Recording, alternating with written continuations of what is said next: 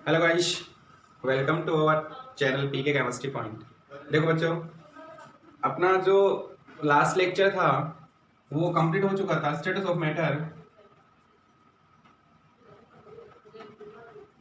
Status of matter में अपन ने complete कर लिया था inter conversion of states. States का इंटर कन्वर्जन कंप्लीट किया था अपन ने। 4 स्टेट्स का बताया था मैंने बेटा। आपको थोड़ा सा ड्रॉबैक दे देता हूँ, एक बार फीडबैक ले लो। देखो, अपने पढ़ी थी प्लाज्मा और लिक्विड, गैस और सॉलिड। इनका इंटर कन्वर्जन अपने लास्ट टाइम पे किया था। थोड़ा रह गया था, वीडियो स्टॉप हो गया था लास्ट में, तो वो लगभग कंप्लीट हो चुका था। देन अब जो आज का अपना टॉपिक है और कुछ अपने कल के कुछ टास्क थे, तो जवाब किसी के आए नहीं और कल वाले वीडियो में मैंने टास्क के आंसर बताए नहीं। अब कुछ बच्चों के आंसर्स भी आए। अपना जो टेलीग्राम ग्रुप है और व्हाट्सएप ग्रुप है, उसमें जो बच्चों के आंसर आए, मैंने क्वेश्चन किया था कि जो बर्फ है वो पानी पर क्यों तैरती है। ठीक है, पहला क्वेश्चन ये था। दूसरा क्वेश्चन क्या था मुझे खुद को याद नहीं है। एक इसका तो जवाब आया था, लेकिन वो थोड़ा सेटिस्फिकेशन वाला आंसर नहीं था। दूसरा देखें, अगर अपन बात करें कि जो क्वेश्चन था, उनके जो कल वाले क्वेश्चन थे उनके आंसर में वीडियो लेक्चर के, आज वाले वीडियो लेक्चर के एंड में करवाऊंगा, पहले इनकी। लेकिन आज का वीडियो स्टार्ट करने से पहले बच्चों, जो अपना टास्क है वो देख लो, क्योंकि इन क्वेश्चंस के आंसर भी आपको लाने। तो देखो, इन क्वेश्चंस के आंसर, हाँ दूसरा ये था, एक क्वेश्चन वहां पे ये भी था, मैंने एक बच्चों से पूछा था कि बेटा जो भाप होती है, जब पानी को अपन 100 डिग्री सेंटीग्रेड पे गर्म करते हैं तो क्या बनती है, वेपर बनती है। उस वेपर, जो वेपर बनती है, अगर उसमें अपन कोई टच करें, अगर हाथ टच करें या कोई उंगली टच करे, तो वो अपने को जलन महसूस होती है, बहुत ज्यादा जलन महसूस होती है। तो उसका क्या कारण है? इंटरेस्टिंग क्वेश्चन था। ऐसे ही आज के जो जो टास्क, अपने 4 क्वेश्चन मैंने टास्क में दिए बेटा। देखो, पहला क्वेश्चन है, तो विभिन्न पदार्थों के कणों का स्वतः मिलना क्या कहलाता है। अपने पास कंपोनेंट ए है और कंपोनेंट बी है, इन दोनों का आपस में इंटर कन्वर्जन, मिलना, मिक्स होना क्या कहलाता है। फर्स्ट ऑप्शन है प्राशन, विषण, टिंडल प्रभाव। ठीक है, ये आपको कमेंट बॉक्स में आंसर लिखना है। इसका जो आंसर देगा उसको *1, ये 1 स्टार क्वेश्चन है। इधर ये 2 स्टार क्वेश्चन है, दिस इज 3 स्टार क्वेश्चन और this is 4 star question. Next है बेटा बॉइलिंग पॉइंट ऑफ अल्कोहल। देखो, वाटर का जो बॉइलिंग पॉइंट होता है, अपन मैंने अभी जो थोड़ी देर पहले बोला कि जो वाटर का बॉइलिंग पॉइंट होता है वो 100 डिग्री सेंटीग्रेड होता है। अगर 100 डिग्री सेंटीग्रेड पे अपन उसको गर्म करेंगे तो वो गैस में, वेपर में चेंज हो जाएगा। ठीक है, देखो सॉलिड से लिक्विड, लिक्विड से गैस, तो उसको अपन बोलते हैं बॉइलिंग पॉइंट। तो ऐसी अल्कोहल का बॉइलिंग पॉइंट कितना होगा। नेक्स्ट है मेल्टिंग पॉइंट ऑफ वैक्स। भाई वैक्स का जो मेल्ट करने का जो मेल्टिंग पॉइंट है, उसको मेल्ट करने के लिए मेल्टिंग पॉइंट होगा डिसाइड। तो जैसे अपन क्या करते हैं भाई, पानी से क्या बनाते हैं, सॉरी जो बर्फ है, सॉलिड है अपने पास, सॉलिड को अपने लिक्विड में चेंज किया, उसको क्या किया अपने बेटा, मेल्ट किया। तो आइस का melting point and melting point of, इसी तरह वैक्स का मेल्टिंग पॉइंट क्या होगा, आपको क्वेश्चन ये है बताना है। नेक्स्ट क्वेश्चन आपका, किस विधि से आयोडीन को KCl और आयोडीन के मिश्रण से अलग किया जाता है। अपने पास पोटेशियम क्लोराइड और आयोडीन का मिक्सचर है, उससे अपने को आयोडीन सेपरेट करना है। तो सेपरेशन की विधियां कौन कौन सी होती हैं, जैसे अपने पास सब्लिमेशन है, क्रिस्टलाइजेशन है, आसवन है, तो उनमें कौन सी ऐसी विधि है जिससे अपन ये कर सकते हैं। तो ये 4 क्वेश्चन आपके टास्क, इनके जवाब कमेंट बॉक्स में डालेंगे, उसके बाद में इनके आंसर्स बताऊंगा। ठीक है, अब अपन बात करेंगे आज के नए टॉपिक की। नया टॉपिक भी बड़ा इंटरेस्टिंग टॉपिक है। सर ऐसा क्या लाने वाले हो इंटरेस्टिंग टॉपिक, तो क्यों ना भाई इंटरेस्टिंग टॉपिक बनाया जाए आपके लिए। देखो बच्चों, अपन बात करते हैं, पहला जो अपना टास्क था, उस टास्क का जो क्वेश्चन था, चलो, अपने पास ये कोई कंटेनर है, ठीक है बेटा। इस कंटेनर में मैंने ले लिया क्या, पानी। इसमें क्या भर दिया, पानी। नीचे लगा दिया बेटा मैंने बर्नर।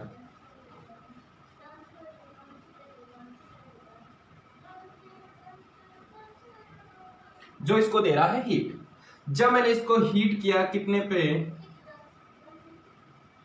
100 डिग्री सेंटीग्रेड पे, तो ये किसमें चेंज होगा बेटा, वेपर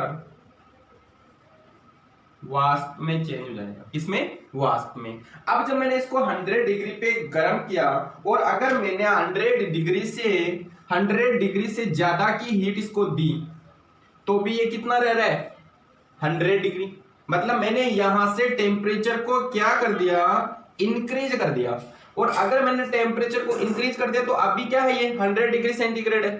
तो जो अब मैंने इसको टेम्परेचर बढ़ाया और वेपर में चेंज हो रहा है और टेम्परेचर 100 डिग्री सेंटीग्रेड है भाई। 100 तक तो अपन क्या बोलेंगे इसको? इसका मेल्टिंग बॉइलिंग पॉइंट। पानी को गर्म किया, इसका बॉइलिंग पॉइंट है 100 डिग्री सेंटीग्रेड। अब आपको मैं बता दूं कि 1 एटमॉस्फेयर टेम्परेचर पर, अपने पास क्या है? 1 एटमॉस्फेयर प्रेशर पर मैं अगर 1 लीटर, मान लो अपने पास कितना लिक्विड है? 1 लीटर है, उसको गर्म करने के लिए अगर मैं इसको चेंज करूंगा तो उसको उसकी क्या कहते हैं? Heat of vaporisation. अब इसमें जो मैंने बोला कि इसको मैंने एक्स्ट्रा हीट दी, इससे ज्यादा, मतलब मैं 100 डिग्री से ज्यादा हीट दे रहा हूं, वो हीट कहां गई भाई? वो तो दिखाई नहीं दे रही अपने को। तो जो हीट अपने को दिखाई नहीं दे रही, इसको बोलते हैं बेटा गुप्त ऊष्मा। क्या बोलते हैं? गुप्त ऊष्मा, लेटेंट हीट। क्या बोलते हैं? Latent heat. अब ये गुप्त ऊष्मा क्या है बेटा? Latent heat of vaporisation. Latent heat of vaporisation, वाष्पीकरण की गुप्त ऊष्मा। वाष्पीकरण की गुप्त ऊष्मा, इधर लिख देता हूं हिंदी में, वाष्पीकरण की गुप्त ऊष्मा। तो जो अपने को दिखाई नहीं दे रही है, जो छुपी हुई हीट है भाई, 100 तक को तो पता अपने को कि किसी भी लिक्विड को अगर अपन 100 डिग्री सेल्सियस पे गर्म करेंगे तो वो वाली हीट क्या कहलाएगी? वो वाली हीट कहलाएगी अपने पास latent vaporisation, heat of vaporisation. लेकिन जो अगर इतने डिग्री सेंटीग्रेड पे जो हीट अपन इसको दे नहीं पा रहे हैं, उसे बोलते हैं क्या? लेटेंट हीट, गुप्त ऊष्मा, जो अपने को दिखाई नहीं दे रही है। क्या बोलेंगे? गुप्त ऊष्मा। तो मैंने क्या बोला कि बेटा कोई अपने को 1 एटमॉस्फेयर पे 1 लीटर लिक्विड को, 1 एटमॉस्फेयर पे 1 लीटर लिक्विड को जो हीट अपन देंगे उसे क्या कहेंगे? वाष्पीकरण की ऊष्मा। लेकिन या फिर उसे कहेंगे वाष्पीकरण की गुप्त ऊष्मा। क्योंकि अगर इसको देने के लिए मैंने क्या कहा, ये अपने पास लिक्विड है कितना? 1 लीटर 1 एटमॉस्फेयर पे, उसको अपने गर्म किया, वो किस में चला गया? वाष्प में। तो इसको, इस लिक्विड से वाष्प में चेंज होना क्या कहलाता है बेटा? वो कितने पे हुआ? 100 डिग्री सेंटीग्रेड पे। लेकिन इससे ज्यादा मैंने हीट दी, वो अपने को दिखाई नहीं दे रही है, उसको क्या बोलेंगे? गुप्त ऊष्मा, लेटेंट हीट ऑफ वेपोराइजेशन। तो ये होती है अपनी लेटेंट हीट ऑफ वेपोराइजेशन। अब देखो अपना एक क्वेश्चन बेटा, क्वेश्चन से आपको समझ में आ जाएगा कि क्या है।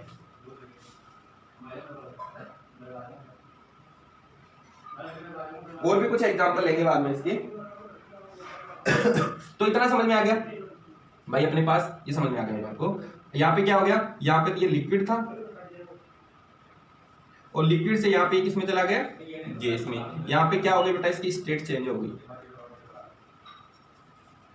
ठीक है। और उसको क्या बोलते हैं? इस लिक्विड को गैस में, जिस टेम्परेचर पे ये लिक्विड गैस में चेंज होता है उसे उसका क्या बोलते हैं? Boiling point. अब तो आपने यहाँ पे क्या लिया था? पानी। और पानी का बॉइलिंग पॉइंट कितना होता है? 100 डिग्री सेंटीग्रेड। बोलो यहाँ तक कोई प्रॉब्लम नहीं है ना? अब चलो, अब देखो बेटा, जो अपने पास क्या है? भाप होती है ना, भाप, स्टीम, भाप, वो इंजूरियस होती है। अब जो अपना क्वेश्चन था, क्वेश्चन क्या था अपना? कि मैंने कहा था कि जब पानी को अपन हीट करते हैं तो उससे निकलने वाली ऊष्मा जो होती है, जो वेपर होती है, अगर उसमें अपन उसको टच करेंगे तो वो अपने को क्या महसूस होती है? गर्म, बहुत ज्यादा उसमें जलन महसूस होती है। वो किस कारण होती है? ये क्वेश्चन आपके आया हुआ भी है। ठीक है, इससे इतना इंपॉर्टेंट क्वेश्चन यही बनता है बेटा। तो देखो क्या है? भाप इंजूरियस है, किस कारण? पहला ऑप्शन है इसके अंदर, वो है वाष्पीकरण की गुप्त ऊष्मा। वाष्पीकरण की गुप्त ऊष्मा एंड ऑप्शन नंबर 2 है तापमान बढ़ाने के कारण।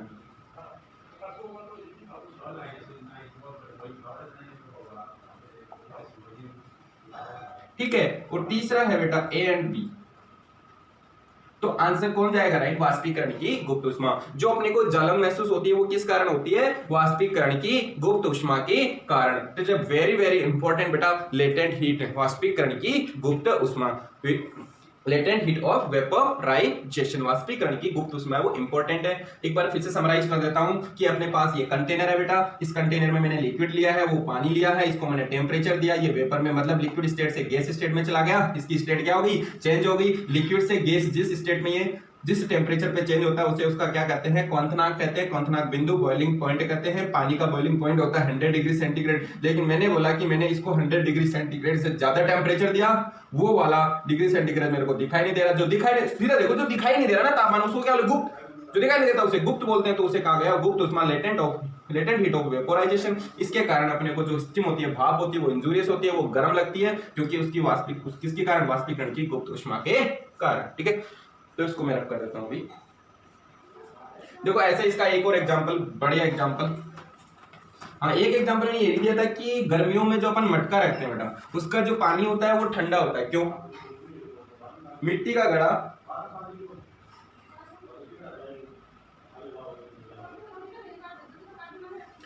देखो क्वेश्चन था अपना वो वाला कि मिट्टी के मटके में पानी ठंडा क्यों रहता है? ये एग्जाम्पल भी है बेटा किसका?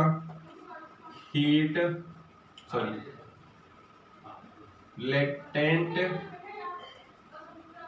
Heat of vaporisation. देखो बेटा, ये है अपने पास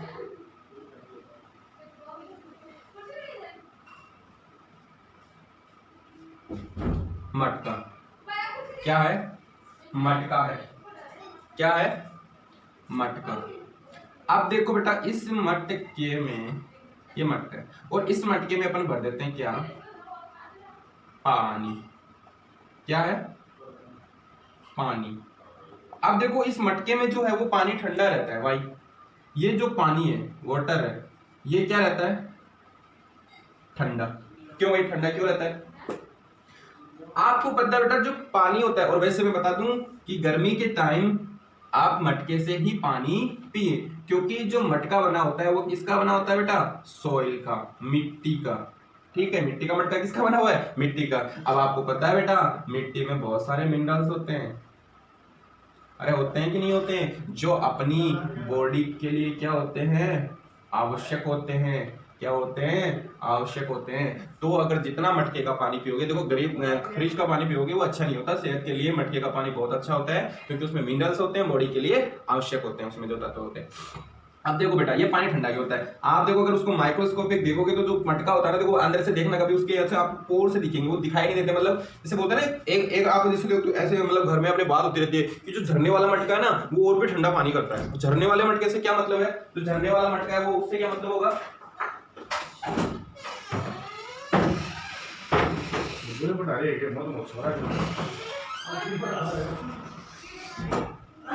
देखो थोड़ा डिस्टर्बेंस हो गया। झरने वाला जो मटका होता है बेटा, क्योंकि उसको में पानी और भी ठंडा रहता है। तो ऐसा क्यों होता है? क्योंकि झरने वाले मटके में, देखो मैंने क्या बोला, इसके बारीक बारीक पोर होते हैं। क्या होते हैं? छिद्र होते हैं। अब बेटा ये छिद्र होते हैं ना, अब ये छिद्र से क्या होगा बेटा? यहां से जो पानी की ड्रॉपलेट है, वाटर की जो पानी की ड्रॉपलेट है, वो क्या होगी? यहां से वेपर बन के उड़ जाएगी। किसमें चली गई? यहां से वेपर बन के उड़े गई। सर आपने ये बोला था कि पानी की बूंद ऐसे कैसे उड़ जाएगी? जब तक उसको 100 डिग्री सेंटीग्रेड पर अगर अपन गर्म नहीं करेंगे तो पानी तो वेपर में चेंज नहीं होगा। अरे बेटा यहाँ पे कोई ज्यादा पानी थोड़ी है। मैंने कहा बारीक बारीक पोर होते हैं। आपको कभी मटके में पानी निकलता हुआ दिखाई नहीं देता ना? कभी दिखाई दिया? नहीं सर, बिल्कुल नहीं दिखाई देता। और जो दिखाई देगा उसमें तो मटका खाली हो जाएगा फटाफट। तो इतना सा होता है। तो बेटा इस मटके की, ये जो मटका है ना, इसकी अपनी गुप्त उष्मा होती है। क्या होती है? गुप्त उष्मा। इसकी खुद की जो गुप्त उष्मा है, लेटेंट हीट है, उसके कारण ये पानी किस में चला गया? वेपर में चला गया। और बेटा पानी वेपर में चला गया ना, तो पानी वेपर में यहां से उड़ेगा तो यहाँ को क्या होगी? ठंड। जो यहाँ को क्या महसूस होगी? कूलिंग होगी, ठंडक होगी, जिससे ये पानी क्या हो जाएगा? ठंड हो जाएगा। जीता जाता है एग्जाम्पल। अरे देखो, आप देखो इतर, सेंट, सेंट को कभी आप हथेली पर डालते हो तो महसूस करते हो कि यहाँ पे ठंडक महसूस होती है। बोलो होती है कि नहीं होती? बोलो सर जरूर होती है। तो जो ठंडक महसूस होती है बेटा, वो ठंडक किस लिए महसूस होती है? क्योंकि अपने हाथ की कुछ ना कुछ लेटेंट हीट अपने पास गुप्त उष्मा है। जैसे ही अपने इस पे इत्र डाला तो वो क्या होगा? यहाँ की जो लेटेंट हीट है, गुप्त उष्मा है, उसको लेकर क्या चला गया? वेपर में चला गया, उड़ गया यहाँ से। तो वो जैसे उसकी लेटेंट हीट को लेकर चला गया तो यहाँ पे क्या होगी? अपने को ठंडक महसूस होगी। ऐसे ही मटके की कुछ लेटेंट हीट है, यहाँ से ये पानी उस लेटेंट हीट के साथ वेपर में चला गया तो यहाँ पे क्या होगा? कूलनेस होगी, ठंडक महसूस होगी। तो इसके हीट ऑफ वेपराइजेशन के एग्जांपल है। तो बहुत बार ऐसे क्वेश्चन पूछे जाते हैं। बोलो ये वाले दो क्वेश्चंस के आंसर आपको समझ में आ गए होंगे जहां तक मैं कोशिश कर रहा हूं। अभी अपना जो थर्ड क्वेश्चन आने वाला है बेटा, वो क्या था? थर्ड क्वेश्चन था कि जो बर्फ है बेटा, वो पानी पर क्यों तैरती है। उससे पहले मैं आपको एक क्वेश्चन और दे देता हूं, उस क्वेश्चन का आंसर भी, चलो पहले मैं पढ़ा देता हूं, उसके बाद उस क्वेश्चन का आंसर भी हो जाएगा। बोलो इतना समझ में आ रहा है कि नहीं आ रहा है? हाँ सर आ तो रहा है। तो ये लेटेंट हीट की एग्जांपल है। तो अब बताओ, आपको कोई पूछ ले घर पे, दादा दादी ताऊ कोई भी पूछ सकता है कि बेटा आप तो साइंस के स्टूडेंट हो, बताओ मटिया में पानी ठंडा क्यों होता है? तो आप उनको अच्छे से एक्सप्लेन करो कि दादाजी इसकी कुछ अपने आप की गुप्त उष्मा होती है। वो गुप्त उष्मा क्या करती है? यहाँ से पानी की ड्रॉपलेट लेके उड़ जाती है उष्मा। तो यहाँ पे क्या होगी? अगर पानी वहां से, वहां की जो हीट है वो निकल गई तो वहां पे क्या होगी? ठंड होगी। अरे अपनी बॉडी की अगर हीट अपन निकाल दें तो क्या हो जाएगा? कूल हो जाएगा ना। तो हीट को निकालेगा, उसके कारण मटके में पानी ठंडा रहता है। अरे बेटा कितना अच्छा आंसर बताया तुम तो। अच्छा ये बात है, तभी तो दादी कहती है कि अरे झरने वाला मटका लेके आना, क्योंकि उसमें पानी और भी ज्यादा ठंडा होगा। तो ये बात है, तो पानी ठंडा झरने वाले मटके में और भी ज्यादा रहता है, क्योंकि वहां की लेटेंट हीट और ज्यादा वेपर में जाती है।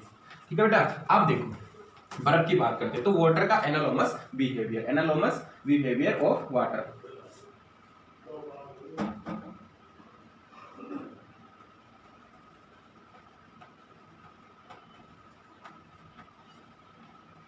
ओके, अब देखो भाई साहब, अपने पास क्या है? एक सॉलिड है, ठीक है। सॉलिड को अपने गर्म किया, क्या किया? गर्म किया। ये अपने पास कोई सॉलिड है,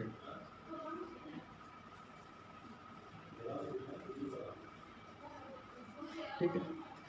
इस सॉलिड, ये सॉलिड है अपने पास, ठोस है, और इस ठोस को मैंने क्या किया? हीट दी, गर्म किया। और जब मैंने गर्म किया तो मैंने अभी थोड़ी देर पहले पढ़ा था कि हीट का आगे और भी आएगा, ताप का प्रभाव, कि इसको हीट देंगे तो इंटरन्यूक्लियर डिस्टेंस में जो आकर्षण बल है वो कम कर देगा। ये कुछ टाइम बाद ऐसा पॉइंट आएगा, गर्म करते जाएंगे तो ये किस फॉर्म में चला जाएगा? लिक्विड फॉर्म में चला जाएगा। तो मेरे को आप ये बताओ कि लिक्विड की डेंसिटी ज्यादा होती है सॉलिड की? तो आपने पढ़ा था पहले कि सॉलिड की डेंसिटी ज्यादा होती है, घनत्व ज्यादा होता है कंपैरिजन टू इसके द्रव्य की। तो जैसे जैसे अगर इसको हीट देंगे तो डेंसिटी क्या होगी? डिक्रीज होगी, मतलब घनत्व क्या होगा? कम होगा। बोलो इतना समझ में आता ही नहीं आता? किसी भी सॉलिड को अगर गर्म करेंगे तो उसका जो डेंसिटी है वो कम हो जाएगा। लेकिन बेटा अगर आपको मैं बताऊं कि अगर किसी को कूल किया जाता है, इसको कूल किया जाता है, इधर देखो, उधर तो अपन ने क्या किया? ये सॉलिड को हीट किया, ठीक है। अब इधर अपने पास है लिक्विड, मान लो वापस ये अपने पास लिक्विड है, अपने क्या बना दिया? लिक्विड बना दिया। इसमें क्या है? मान लो यहां से क्या बना? सॉलिड से अपने लिक्विड बना दिया। अब अपन लिक्विड को वापस क्या कर रहे हैं बेटा? कूल कर रहे हैं, कूलिंग कर रहे हैं। क्या कर रहे हैं? ठंडा कर रहे हैं, ठीक है। ठंडा कर रहे हैं तो बेटा इसमें क्या होगा? वापस क्या होगी भाई? बर्फ जमती है ना पानी, तो ठंडा करते करते अगर अपन इसको ठंडा करेंगे तो वापस क्या होंगे? ये कंप्रेस होंगी, कंप्रेस होंगे नहीं होंगी? तो डेंसिटी क्या होगी बेटा? इंक्रीज होगी। तो गर्म करने पे डेंसिटी कम होती है और ठंडा करने पे डेंसिटी बढ़ती है। लेकिन बेटा मैं आपको बता दूं कि मेरे पास क्या है, मान लो ये एक पानी है, इसमें अगर मैं इसको 4 डिग्री सेंटीग्रेड 4 डिग्री सेंटीग्रेड से कम टेम्परेचर पे लाता हूं, मान लो 4 डिग्री सेंटीग्रेड तक, तो पानी की, इसमें क्या है, पानी की जो डेंसिटी है वो क्या होती है, इंक्रीज होती है। लेकिन बेटा जैसे ही अपन 4 डिग्री से नीचे आएंगे, 4 डिग्री से 0 डिग्री सेंटीग्रेड पे आएंगे, और 0 डिग्री सेंटीग्रेड पे क्या बन जाती है, आइस। तो 4 डिग्री मतलब पानी की एक 4 डिग्री सेंटीग्रेड ऐसा है वहां तक पानी की डेंसिटी इंक्रीज होती है। लेकिन जैसे ही 4 डिग्री सेंटीग्रेड के नीचे आएंगे तो जो पानी है उसकी डेंसिटी क्या हो जाएगी बेटा, डिक्रीज हो जाएगी। मतलब एक ग्राफ बना के बताऊं आपको, तो मेरे पास मान लो ये ग्राफ है और ये हो गया, यहाँ पे है 4 डिग्री सेंटीग्रेड, मतलब यहां तक डेंसिटी बढ़ेगी और फिर क्या हो जाएगी, डिक्रीज हो जाएगी।